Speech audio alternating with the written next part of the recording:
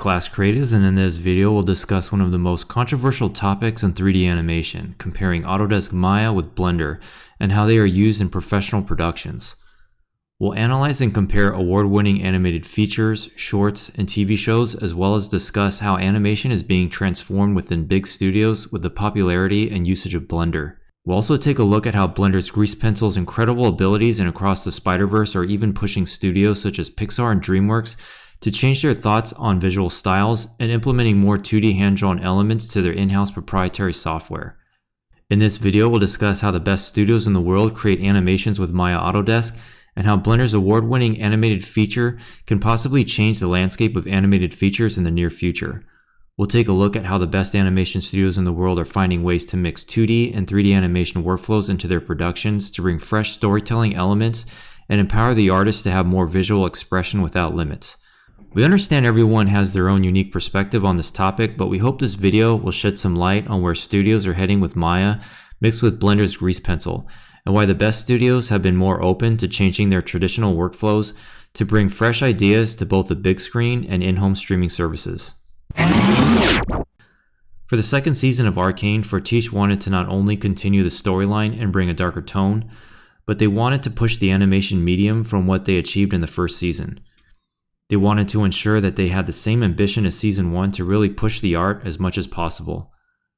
The first drawing for Season 2 was made just after the first season debuted in November of 2021, and it would take over 3 years of creative effort to bring the finalized vision to life. Fortiche's studio grew to over 450 artists spread across the US and France. The entire second season was designed around the final colossal battle.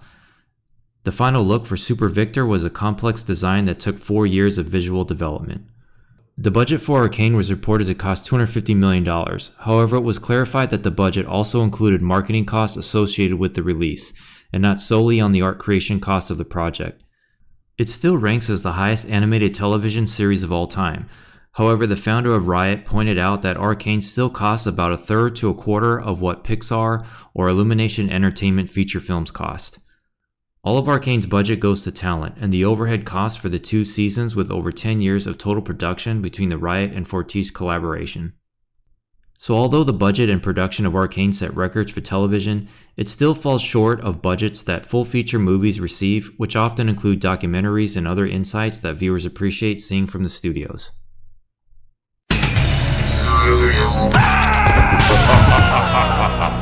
Fatality.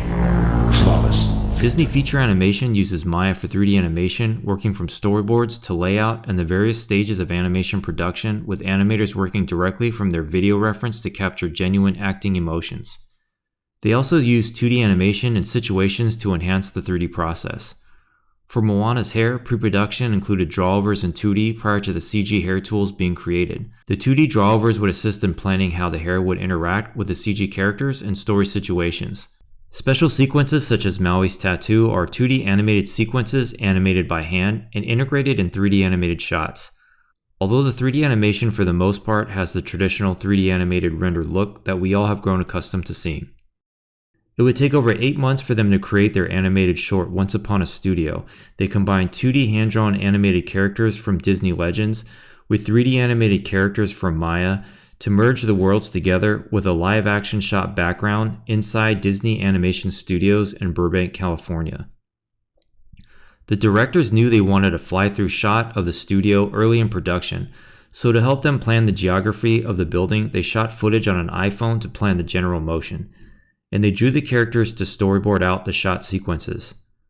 The complexity of the shot took a collaborative effort early on to execute the final version of the sequence. Eric Goldberg even reprised his role and animated the genie with outtakes from the original recordings from Robin Williams. I haven't seen a fall like that since Rome. Oh, much better. 80% of the characters were hand-drawn, bringing some previous Disney animators out of retirement. Due to computer animation technology advancing, 3D character models prior to 2010 were updated to fit with the current modern 3D character models. Small details in shots such as Moana taking a step back as a 2D penguin from Mary Poppins walks in front of her took collaboration from all artists, from effects, lighting, hair and cloth, animation cleanup, and camera cinematography to make the sequences work together seamlessly. The final shot in the short would require several hours to place the characters in perfect locations to capture their performance and to be able to read the face in the final pose inside Maya. The animated short, which celebrated 100 years of Disney feature animation, would mark the first time the studio would use a mix of some of the most iconic 2D animated characters animated by Disney animation legends, paired with the 3D animated characters, blending the two styles throughout Disney Animation Studios' history in a scene with live-action footage shots. Blender's animated feature Flow had around 20 animators for the feature with a completion date of around 6 months. With a runtime of around 81 minutes, animators had to complete roughly 2 seconds of animation per day per animator. This is an extremely quick turnaround time for high-quality based animation. 60% of these animators were junior level or had no prior knowledge of Blender. To save production time and to work more quickly, they opted to remove the storyboarding process for pre-production. Instead, Dreamworks Studio created an animatic as a proof of concept for the visual style and shot planning. The environments and the main character were populated in the animatic shots, which would then serve as a starting point for the final animation files. The narrative of Flow is completely silent with no dialogue, which also helps with production turnaround times. Flow is directed by Gint Zibolidis, who is known for his Annecy Award-winning film Away, which was also made entirely in Blender. Animation tests with the characters were created by the animation director to try and capture the personalities of the characters and the animation style. He tested posing on twos and various other techniques to try and capture a unique style that also would look natural while also considering all the time limitations of the full feature production. The test was also used for consideration of the rig builds for the targeted frame rate, and so that scenes could be animated easily when several characters were together in the same shots. Animation production on the feature followed industry standard workflows. The first pass of blocking A would take the layout to a more final key pose with rough timing, which would then pass through the lead and then to the supervisor for final approval. Blocking B would tweak the key poses and adjust any cycles in the shots following the same lead and supervisor approval. From the blocking stages, animation moves to spline and then to final polish, as with all feature animated productions. Since cameras were constantly changing throughout the production, animators were instructed to be sure that the animations looked great from all angles, not just a single cinematic camera. Flow was selected for Cannes and won awards at Annecy and Ottawa film festivals. With a small production budget of only $4 million, Flow helped bring Blender features to new heights, opening the doors for more animated features made with the software. Sony Pictures has taken the 3D animation process to new heights, combining the professional workflows they established with Autodesk Maya and pushed the limits of stylization with their own internal tools. Flixiverse was used to explore characters' worlds and homes like they were real-life film sets. Using the tool sets, shots were refined to produce emotionally impactful situations as early as the blocking phases. Artists were able to move through the 3D set with a video game controller to find the perfect angles and get familiar with the layout for the entire environment in 3D space. This also allowed for the artists to make conscious decisions about exactly where they would place the camera for precise shot creation. By having the 3D characters inside the scenes, it also cut down production time significantly versus trying to experiment with drawing multiple angles of the shots by hand to find the perfect composition. Illustrators used a tool called Patchy-Bomby to give unique surfaces to the 3D assets in the shots. This enhanced the Spider-Verse's signature art look and allowed the artists to fine-tune their brushstrokes and artwork to illustrate sequences such as the chase in Earth 928. For Gwen's watercolor world, a program called Rebel was used to illustrate and animate the drippy, high-color backgrounds that move and reflect her every mood. To bring Spider-Punk to life, 7 unique render scripts were created that would change based on acting and story beats. The effects team added complex and chaotic moving sketch lines that redrew dynamically based on Hobie's motion as well as his paper cutout silhouette, which would only animate when he moves. The animators experimented with different frame rates for different body parts, where his body would be on 2s and 3s, his jacket on 4s, and his guitar on 6s, to create a feeling of a chaotic animated collage. To manage all the layers of the different frame rates, a new tool called Step Sets was created to handle the different frame rates for various parts of his body. To create living drawings for characters in the Spider-Verse, artists used Kismet to work digitally and give scenes a hand-drawn feel. This would allow them to have precise control over how characters looked and moved. To achieve the look, they would pick some poses that were hand-drawn, and they would interpolate the drawings and combine the two, combining the procedural and hand-drawn. The result of the two merging together is what brings that extra life to the textures and lines that we see in the final results. They built a new tool for Kismet and Houdini, and it would mark the first CG animated movie that had a dedicated inking team of artists that would add to and dial in the ink lines and sequences. They also built a brush system for the film called the Stroke System, which is built inside Nuke and worked as a node-based tool that could render brushes in 3D space. The tool was built so they could physically paint brushes on objects so that they could have brushstrokes move along forms to look correct and live in 3D space. ImageWorks' proprietary hair tool, Fiber, used a new workflow through Katana to Arnold specifically to groom brushstrokes onto the character Miguel, who had very specific contours. One of the most exciting aspects of the toolsets used in the Sony Pictures animation pipeline was the use of Blender's grease pencil. Taking what was done in the first film in Adobe Photoshop, artists were able to take their drawings to new heights and push the limits visually with grease pencil. Grease pencil allowed artists and animators to have a freehand drawing tool to add strokes and 2D line effects, which would later be transformed into a mesh and transferred to Maya via a script to make them visible in the animation playblast for visualization with a 3D animated shot. Grease pencil is an ideal tool for freehand drawing and handles huge amounts of strokes efficiently, which makes it perfect for production. SPA pushed the limits of 3D animation, and it will be exciting to see what is in store for the visual progression in Beyond the Spider-Verse.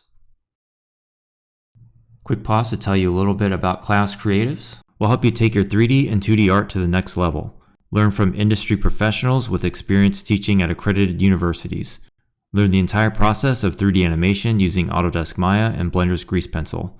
Land that new job, receive higher pay, and stand out from the competition. The great thing about Class Creatives is the ability to learn at your own pace and your own schedule. Get started today for free with the link in the description. Nimona was originally a Blue Sky Studios production, but when Disney acquired 20th Century Fox, it led to the demise of the studio and Netflix Animation took over the feature film. A number of changes to workflow, tools, and principally the way it handled rendered layers and compositing were necessary for Digital Negative to finalize the stylized animated feature. Early tests were done at Blue Sky Studios, bringing all the elements together for the look of Nimona, which were then brought to final completion by Digital Negative's feature animation division. Digital Negative did not have an in-house style at the time, which allowed them to experiment with how they could push the limits to make a non-traditional looking CG animated film. They wanted to capture the concept 2D artwork on screen with the final 3D character assets and movement. After seeing how the artists would hand paint the assets in Photoshop, the directors were inspired to push all 3D production by encouraging the studio to write tools that support the appearance of hand-painted styles. The overall goal was to push the art to match its original graphic novel look, but also to maintain the simplicity of the designs. They wanted to be sure not to overload the frame, where the audience's eyes directed at the action and the emotion. To achieve this, several individual layers were created and assembled to achieve the final look. This allowed quick iterations, allowing changes and modifications on the fly. Through Nuke, compositing custom nodes allowed them to create different attributes to tweak lighting, dust, and bloom to push each frame. To prevent shots from looking too realistic, the effects artists would aim to utilize randomized painted sprites to keep the effects looking more graphic to maintain the consistency throughout the film. This concept was also applied to animation, where the animal transformations maintained a very graphic feel. The directors wanted to ensure that transformations did not rely on smoke and dust for the transitions. Instead, action lines were used to enhance the flow of the arcs in motion, which not only visually kept the animation consistent with the style, but also helps draw the audience's eye similar to 2D hand-drawn animation. The director initially wanted to have 2D animators doing the transformations by hand, but due to the dramatic action, it wasn't going to work, so they resorted to using hand-drawn action lines to achieve the look. Motion blur was reduced so that the shots would not soften up and lose their graphic look. They found that removing motion blur completely did not work, and they introduced just a small amount in critical action sequences. The Nimona rig would have over 600 blend-shaped targets for the extreme shapes and combination controls. The Maya rig file would be over 500 megabytes in size. It was optimized for 24 frames per second playback speed and around 1 year in development time for the rig creation.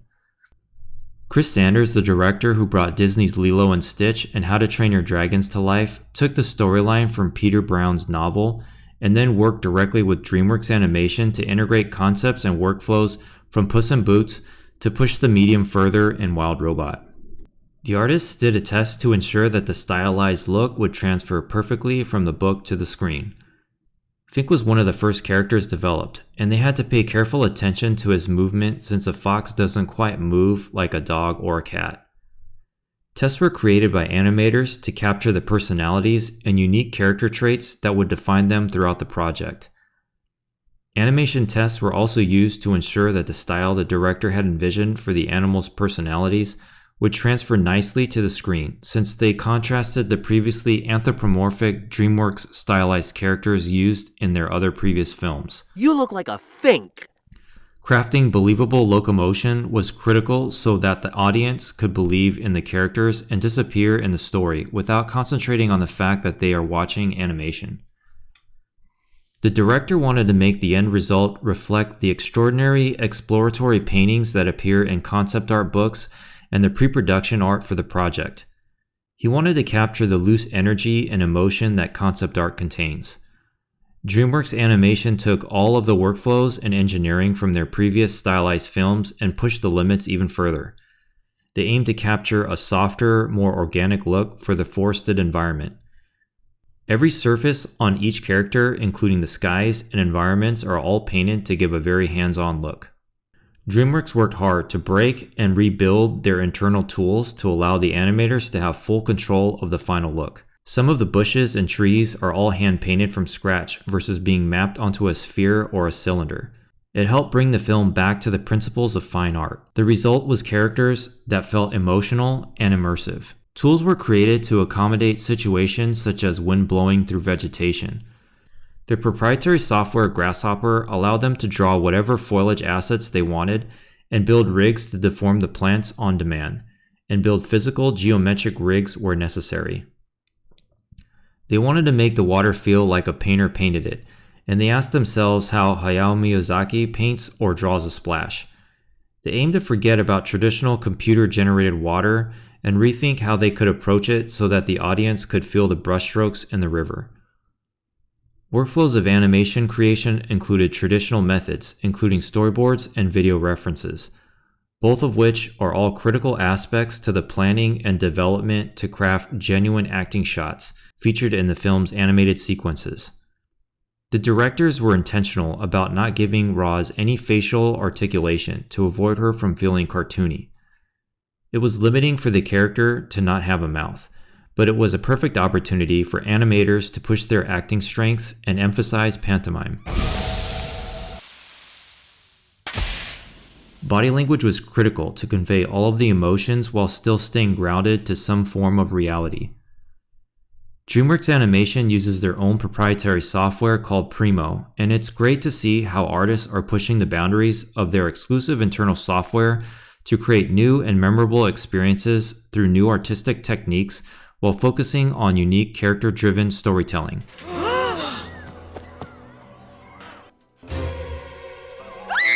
Much like Dreamworks Animation, Pixar uses its own proprietary animation software called Presto, and they have slowly entertained ideas on how to integrate 2D animation to their pipeline. Stomp like an elephant, scurry like a mouse, make your way down to Bluebee's house. In Pixar's Inside Out 2, it marked the first time 2D animated characters would appear in a Pixar film. The 2D characters would be produced on a very limited budget, so the director knew that the animation would not be at the same level typical of Pixar. Pixar had a small team of 2D animators that worked on Win or Lose, where the 2D animation was done in TV Paint, which is then projected on 3D cards, which is then populated to the 3D space. So with this workflow, the art department was able to bring Bloofy and Pouchy to the screen in the movie. For the kaboom of Pouchy's dynamite, it was on a card, but as soon as it was grabbed, it was animated out of the screen. And then the explosion was handled by the effects department, which consisted of CG with shaders made to look 2D. Pixar also uses 2D animation, but in a more traditional way for shot planning. Some animators with 2D animation backgrounds will block in the animated shot in 2D, prior to doing any posing in 3D. This differs slightly to storyboarding, as more poses and emphasis on acting, posing, and motion is conveyed in the 2D animation planning stages from the animator. Additionally, 2D animation might be done to help the animator visually, with interactions with props such as clothing or rope, which would be more difficult to plan out fully in 3D. Live action reference is still extremely important for 3D animation by Pixar animators. Combining their 2D animation skills along with the live action helps shots to have more weight and realism. It's not uncommon for many Pixar and Disney animated features to borrow heavily from live action movies to capture cinematic moments and shot framing.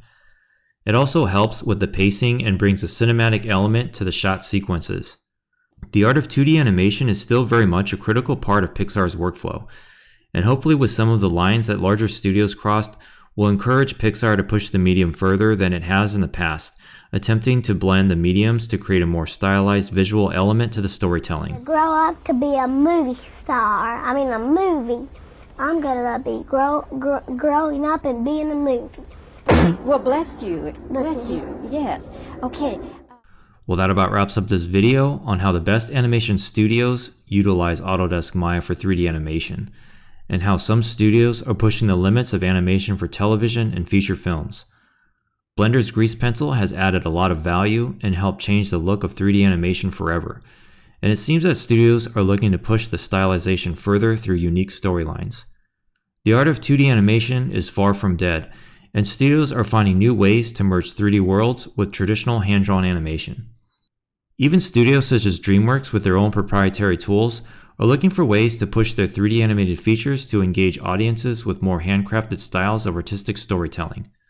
Although the production workflow remains widely unchanged for the past several decades, the future of 3D animation appears to be in good hands with directors and artists looking to push the medium to its limits.